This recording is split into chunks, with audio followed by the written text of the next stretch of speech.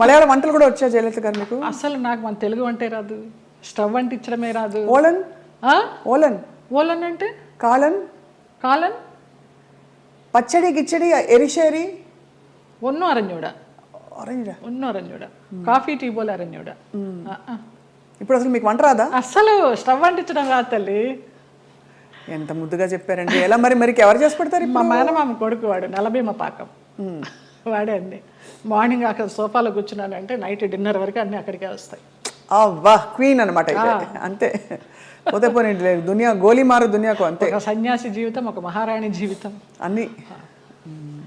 అయితే అప్పుడు మళ్ళీ మీరు పుంజుకుని తిరిగి వచ్చాక ఎవరు చెప్పేవారు మీకు మంచి చెడు ఇంత గాయం అయి తిరిగి వచ్చారు, రెమ్యూనరేషన్ ఎంత అడగాలి, రోల్ ఒప్పుకోవాలా వద్దా, రోల్ కట్ చేసేస్తే అడగాలా వద్దా, మీకు ఇవ్వవలసిన సౌకర్యాలు సెట్లో మీకు ఏదో ఇలాంటివి ఇస్తున్నారు, ఫ్లైట్ ఇస్తానని ఇవ్వలేదు, ట్రైన్ ఇచ్చారు, ఈ అడ్జస్ట్ అవ్వాలా లేదా, ఈ మంచి చెడులు ఎలా తెలిసేది మీకు?